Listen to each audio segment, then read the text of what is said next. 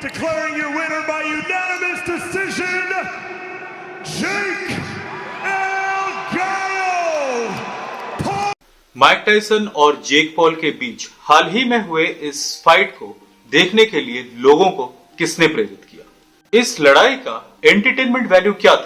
वे इन controversies क्या थे? क्या इन दोनों फाइटर्स के बीच के 31 साल के फर्क ने इस मैच के आउटकम को प्रभावित किया?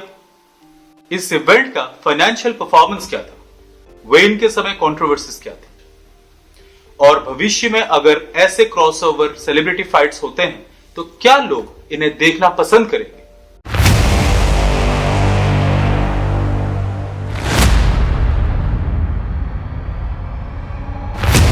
Hello guys, welcome back to the channel. हाल फिलहाल में हुए माइक टायसन और जेक पॉल के बीच highly controversial and highly anticipated fight को आज के एपिसोड में विश्लेषण करेंगे। माइक टायसन और जेक पॉल के बीच हाल ही में हुए बॉक्सिंग मैच जो कि 15 नवंबर 2024 को अमेरिकन शहर टेक्सास के AT&T स्टेडियम में हुआ। इसमें 12 आंसेस की ग्लव्स की जगह पे 14 आंसेस के ग्लव्स के साथ 2 मिनट के 8 राउंड शामिल थे। इस मैच में जेक पॉल ने संभवत निर्णय या फिर यूनानिमस डिसीजन से माइक टायसन को हराया। इस लड़ाई में उनके बीच के 31 साल की उम्र के अंतर, पॉल के साथ हुए एक घटना और वे इन के दौरान माइक टायसन के जेक पॉल को थप्पड़ मारने से और इवेंट के दौरान नेटफ्लिक्स पर स्ट्रीमिंग के मुद्दों के कारण विवादों को जन्म दिया। इन मुद्दों के बावजूद लड़ाई ने बड़े पैमाने पर लोगों का ध्यान आकर्षित किया। दुनिया भर में 65 मिलियन दर्शकों तक पहुंच गई। Mike Tyson versus Jake Paul की इस लड़ाई को देखने के लिए लोगों को किसने प्रेरित किया? कारकों के संभवत माइक टायसन वर्सेस जेक पॉल के बीच हुई इस लड़ाई ने लोगों को देखने के लिए प्रेरित किया। इसमें बहुत सारे फैक्टर्स इन्वॉल्व है। पहले पॉइंट पे आती है जिज्ञासा या फिर क्यूरियोसिटी। उम्र के महत्वपूर्ण 31 साल के अंतर ने इस बात को लेकर उत्सुकता पैदा कर दी कि मैच कैसे खेला जाएगा। दूसरे पॉइंट की अगर बात करें तो सेलिब्रिटी अपील। टायसन एक प्रसिद्ध मुक्केबाज रह चुके हैं और जेक पॉल एक लोकप्रिय प्रभावशाली व्यक्ति। दोनों ने अपने अपने दर्शकों को आकर्षित भी किया। तीसरे पॉइंट की बात करें तो विवाद। लड़ाई से पहले की घटनाएं जिसमें वजन को लेकर तकरार और मुकाबले की आलोचना शामिल थी, इन सब चीजों ने काफी सारा चर्चा पैदा किया। चौथे पॉइंट की बात करें तो तमाशा, जी हां, ड्रामा। कॉन्टैक्ट स्पोर्ट एंथुसियास्ट या प्रशंसकों को टायसन की विरासत और जेक पॉल के तेज दर्रार व्यक्तित्व के कारण मनोरंजन की भी उम्मीद थी। स्ट्रीमिंग एक्सेसिबिलिटी की अगर बात करें तो नेटफ्लिक्स पर उपलब्धता ने वैश्विक दर्शकों के लिए आसान रूप से पहुंच प्रदान की। इस फाइट को अगर थोड़ी और गहराई से विश्लेषण करें तो Mike Tyson versus Jake Paul की इस लड़ाई ने कई प्रमुख प्रेरकों के कारण व्यापक दर्शकों को आकर्षित किया। एक हम बोल सकते हैं क्लैश ऑफ द एरास, क्योंकि दोनों फाइटर्स अलग अलग टाइम जोन्स या फिर टाइमलाइन से हैं। कन्वेंशनल बॉक्सिंग में माइक टायसन के शानदार करियर वर्सेस जेक पॉल के एक अत्याधुनिक प्रभावशाली बॉक्सर के रूप में उभर आना प्रशंसकों को आकर्षित किया। ये एक पीढ़ीगत लड़ाई का प्रतीक है जो विभिन्न आयु समूह को आकर्षित भी करता है। फिर हम बात करेंगे सेलिब्रिटी प्रभाव। माइक टायसन की विरासत और जेक पॉल के विशाल सोशल मीडिया फॉलोइंग ने लड़ाई से पहले महत्वपूर्ण प्रचार सुनिश्चित किया। प्रत्येक आकृति के प्रशंसक ये देखना चाहते थे कि उनका फाइटर कैसे प्रदर्शन करेगा। विवाद की माने तो लड़ाई से पहले के वेइन के हुए ड्रामे और उम्र के अंतर की बहस ने उत्सुकता और मीडिया का ध्यान बढ़ाया। इस फाइट का मनोरंजन मूल्य क्या था?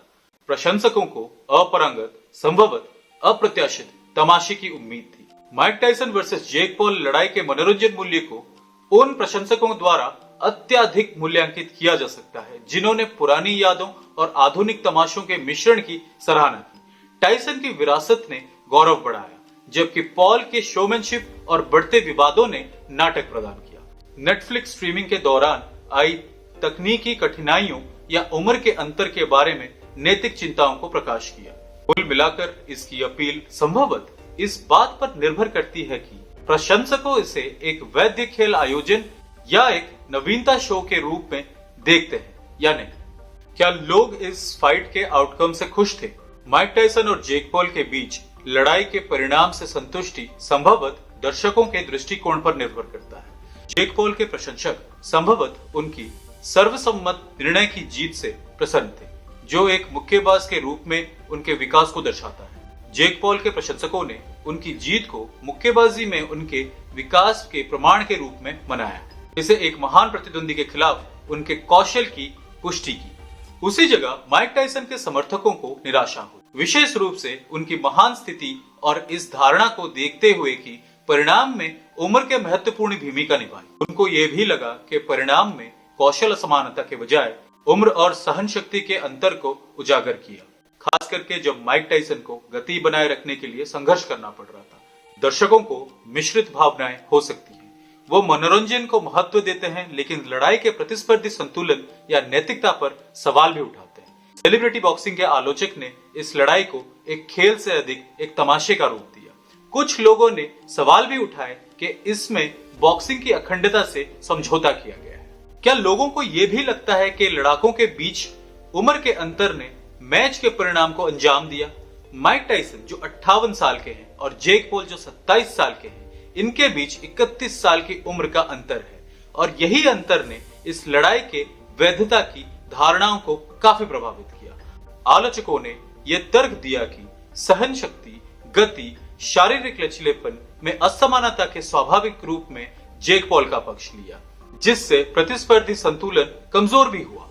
टायसन के समर्थकों ने इसे एक अनुचित मुकाबले के रूप में देखा, जो एक युवा, शारीरिक रूप से बेहतर प्रतिद्वंदी के खिलाफ एक अनुभवी लेकिन अतीत प्रमुख किंवदंती को खड़े करने के समान। इसके विपरीत अन्य लोगों ने इसे एक पारंपरिक खेल आयोजन के बजाय एक तमाशे के रूप में देखा और निष्पक्षता से अधिक मनोरंजन को महत्व दिया।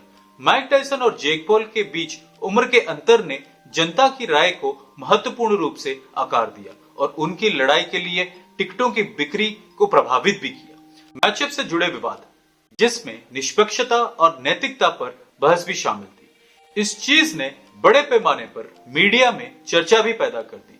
आलोचकों ने तर्क दिया था कि यह खेल से ज्यादा तमाशा था, लेकिन इससे लोगों की जिज्ञासा भी बढ़ी।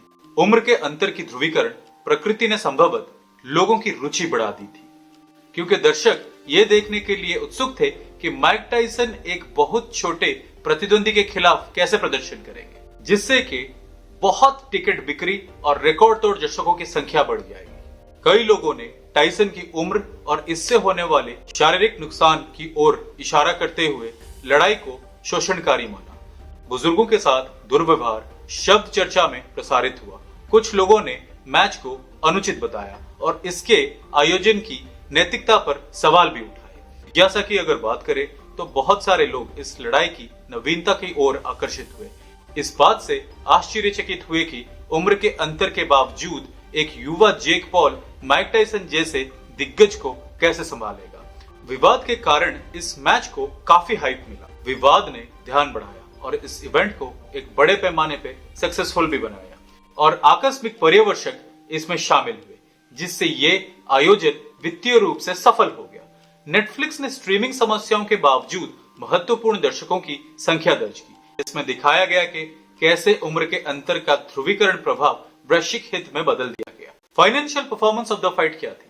टिकट बिक्री कार्यक्रम AT&T स्टेडियम में हुआ, जो हजारों लोगों को अकोमोडेट करने के लिए सक्षम था। विवाद और प्रचार ने मजबूत टिकट की मांग में योगदान किया। संदेह के बावजूद सभी सीट भर गई। स्ट्रीमिंग की सफलता, नेटफ्लिक्स के स्ट्रीमिंग अधिकारियों ने वैश्विक दर्शकों को तकनीकी समस्याओं के बावजूद 65 मिलियन दर्शकों तक पहुंचने की अनुमति दी। जेक पॉल ने कथित तौर पे इस मैच से अपने घर $40 मिलियन लेके गए, जबकि माइक टायसन $20 मिलियन।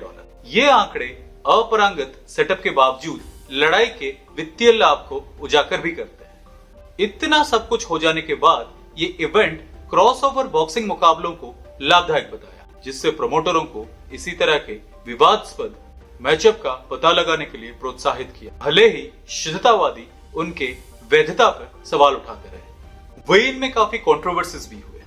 टायसन और पॉल के बीच वजन घटाने की घटना ने इस धारणा के कारण विवाद को जन्म दिया कि पॉल ने जानबूझकर माइक टायसन की पैर की उंगलियों पर पैर रखा, जिससे माइक टायसन की ओर से शारीरिक प्रतिक्रिया के तौर पे उनको थप्पड़ जड़ दिया गया। स्थिति को और अधिक जटिल बनाते हुए पॉल की हरकतें, मंच पर जेक पॉल का रेंगना और टायसन को मॉक करना इस बात का प्रमाण देता है कि कहीं ना कहीं जेक पॉल माइक टायसन को गोरिल्ला कहने की कोशिश कर रहे थे। इन तत्वों ने लड़ाई पूर्व नाटक पे जोड़ा, मैच के नैतिक और सांस्कृतिक पहलुओं पर ध्यान केंद्रित किया।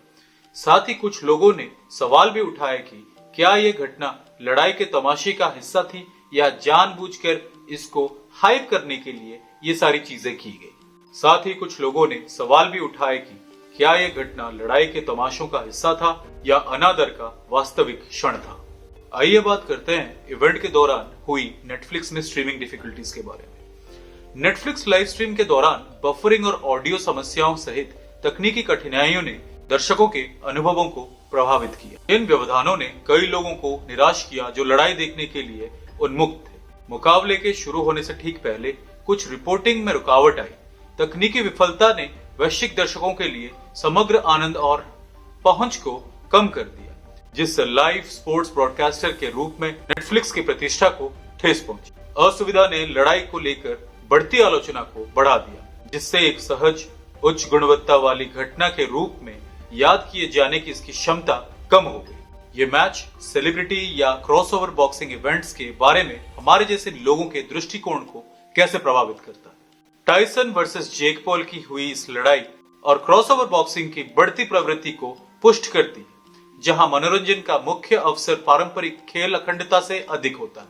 हालांकि ये आयोजन बड़ी संख्या में दर्शकों को आकर्षित करते हैं और महत्वपूर्ण राजस्व उत्पन्न भी करते हैं, लेकिन वे प्रतिस्पर्धा के बजाय तमाशा को बढ़ावा देकर बॉक्सिंग की वैधता को भी कमजोर करते हैं। ये मैच हाई प्रोफाइल सफलता की संभावना और ऐसे मुकाबलों से जुड़ी नैतिक बहस दोनों पर प्रकाश डालता है। इससे पता चलता है कि क्रॉसओवर इवेंट संभवतः फलते फूलते रहेंगे, हालांकि खेल की प्रतिष्ठा पर उनका प्रभाव मिश्रित ही रहेगा। हालांकि ये मनोरंजन और खेल की अखंडता के बीच संतुलन पर भी सवाल उठाता है। जैसे जैसे प्रभावशाली लोग और पारंपरिक एथलीट्स रिंग में टकराते रहेंगे, ये घटनाएं अधिक सामान्य हो सकती है, लेकिन वे प्रतिस्पर्धा बनाम तमाशे के मुख्य के बारे में संदेह भी बढ़ा सकते हैं। टाइसन वर्सेस जेक पॉल जैसी लड़ाई प्रतिस्पर्धी अखंडता पर तमाशा और मनोरंजन को प्राथमिकता देकर मुक्केबाजी की पारंपरिक विरासत को कमजोर कर सकते हैं, जबकि वे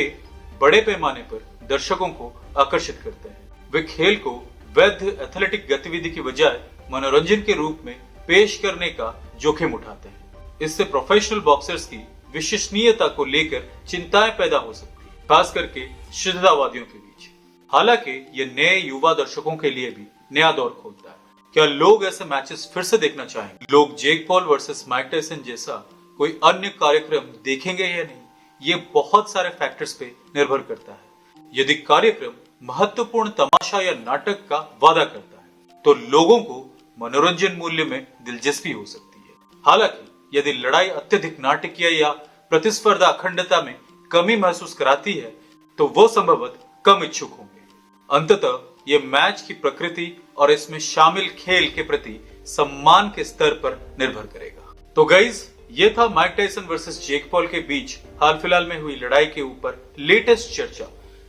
लाइक करें, शेयर करें अगर आपको कंटेंट पसंद आया। इसी तरह हम बहुत जल्द फिर किसी एक दिलचस्प इवेंट को साथ में लेके आपके सामने हाजिर हूं। तब तक के लिए stay safe, take care and जय हिंद।